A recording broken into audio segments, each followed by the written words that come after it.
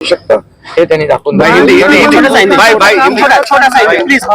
विकासाचं काम जोरात चालू आहे. आज उद्धव ठाकरेंनी पत्रकार परिषद घेऊन बोलले की अनुकोंडा घेऊन जाईल असे वेगवेगळ्या प्रकारची टीका करतात. अरे जे अरे घराच्या बाहेर पडत नाहीत त्यांच्याबद्दल काय मला विचारता तुम्ही? आम्ही काम करणारे लोक आहोत, फील्ड मध्ये उतरून लोकांना भेटून लोकांना मदत करणारे लोक आहोत.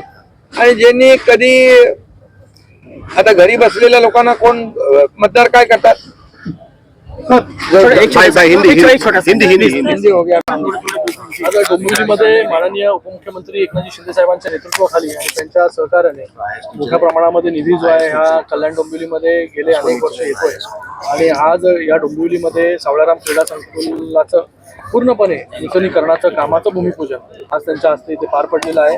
189 कोटीचं काम जे आहे ते पहिल्या टप्प्यातलं असणार आहे, ज्याच्यामध्ये व्हर्टिकल स्पोर्ट्स स्टेडियम ही कॉन्सेप्टच पहिल्यांदा जी आहे की महाराष्ट्रामध्ये राबवण्याचं काम जे आहे शिंदे साहेबांच्या नेतृत्वाखाली आम्ही सगळे लोक करतोय.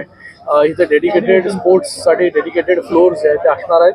तिथे वेगवेगळे कॉम्पिटिशन जे आहेत ते होणार आहेत. डॉर्मेटरीज जे आहेत तिकडे आपण करतोय, जेणेकरून जे कोणी कॉम्पिटिशनसाठी येते त्यांना राहण्याची सोय, कोचिंगची सोय, सगळ्याच गोष्टी या दर्जेदार ह्या ठिकाणी असणार आहेत. त्याचबरोबर सावित्रीबाई नाट्यगृहाचं देखील नूतनीकरण हे त्याच्यासाठी 15 कोटी रुपये जे आहे हे राज्य शासनाकडून मंजूर झालेले आहेत. त्याचं देखील भूमिपूजन जे आहे ते आज पार पडलेलं आहे. त्याचबरोबर वॉर मेमोरियल त्याचं देखील कामाचं उद्घाटन आज शिंदे साहेबांच्या माध्यमाने झालेलं आहे.